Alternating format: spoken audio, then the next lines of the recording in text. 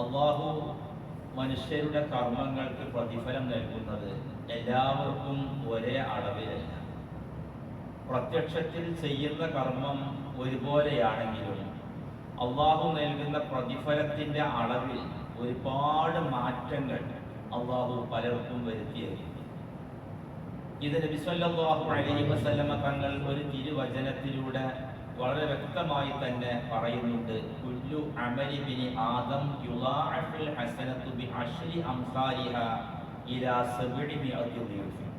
മനുഷ്യൻ ചെയ്യുന്ന ഏത് സൽക്കർമ്മങ്ങളാണെങ്കിലും 10 ഇരട്ടി, ഏറ്റവും ചുരുങ്ങിയതിന് അതിൽ പ്രതിഫലം നൽകപ്പെടുന്നുണ്ട്.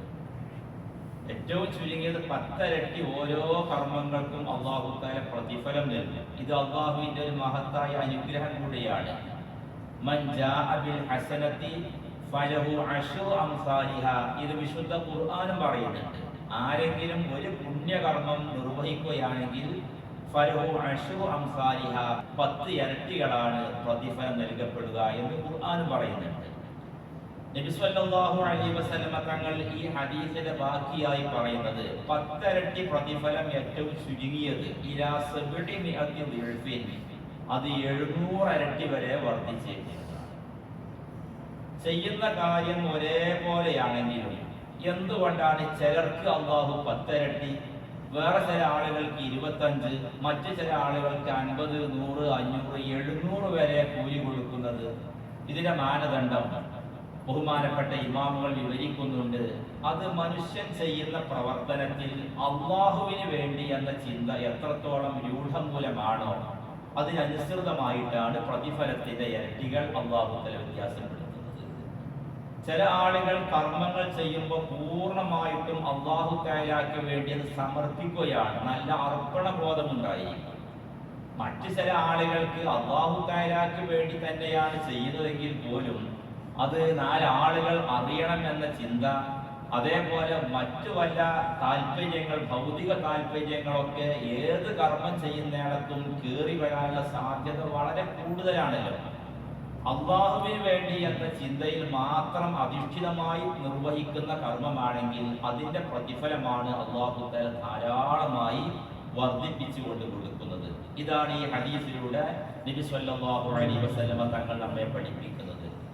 ഇത് നമുക്കൊക്കെ മാറ്റിയെടുക്കാൻ പറ്റും. നമ്മൾ ചെയ്യുന്ന കർമ്മത്തിൽ മറ്റൊരു ചിന്തയും വരുത്താതെ പൂർണ്ണമായിട്ടും അല്ലാഹു തആലക്ക് വേണ്ടി എന്ന ചിന്തയിൽ മാത്രം ഒരാൾ ഒരു 100 രൂപ ഒരാൾക്ക് കൊടുത്ത് സഹായിക്കുകയാണെങ്കിൽ ആ 100 രൂപ കൊടുക്കുമ്പോൾ ഒരേ ഒരു ചിന്ത, ഞാൻ ഇത് കൊടുക്കുന്നത് അല്ലാഹു തആല നൽകാൻ വേണ്ടി പറഞ്ഞ സദഖയാണ്, ഇതിലെ കൂലി എനിക്ക് കിട്ടണം എന്നല്ലാതെ ഇത് കൊടുക്കുമ്പോൾ മറ്റാരെങ്കിലും കാണണമെന്നോ അല്ലെങ്കിൽ കിട്ടിയ ആൾക്ക് എന്നെ സംബന്ധിച്ച് നല്ലൊരു മതിപ്പ് വരണമെന്നോ ഇതുപോലത്തെ ഒരു ചിന്തയും മനസ്സിൽ വെക്കാതെ കൊടുക്കുകയാണെങ്കിൽ അതിന് അല്ലാഹു വലിയ പ്രതിഫലം നൽകും.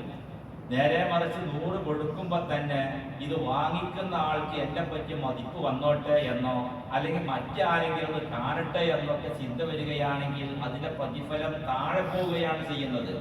ഇങ്ങനെയാണ് കർമ്മങ്ങൾക്കുള്ള പ്രതിഫലത്തിന്റെ ഇരട്ടികൾ അല്ലാഹു തആല തീരുമാനിക്കുന്നത്.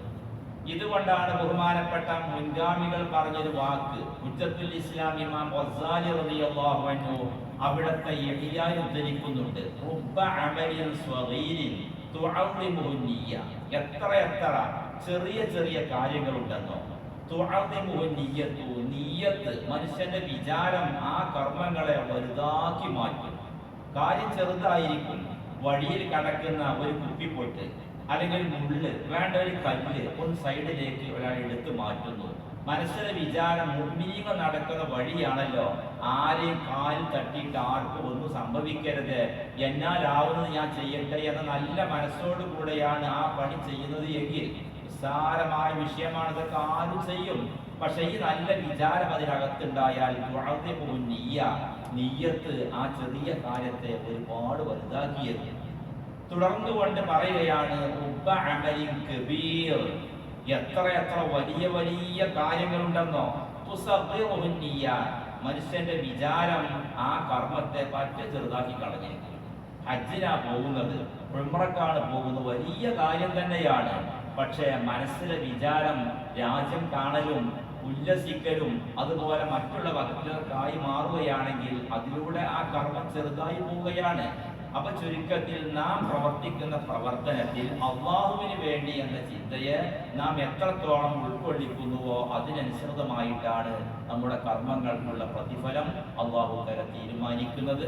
അള്ളാഹു സുബ്ഹാനഹു വ തആല നാം ചെയ്യുന്ന കർമ്മങ്ങൾക്കെല്ലാം അവൻ വാഗ്ദാനം ചെയ്ത പ്രതിഫലം നൽകി നമ്മെ നാളെ പരലോകത്ത് സന്തോഷിപ്പിക്കുമാറാവട്ടെ.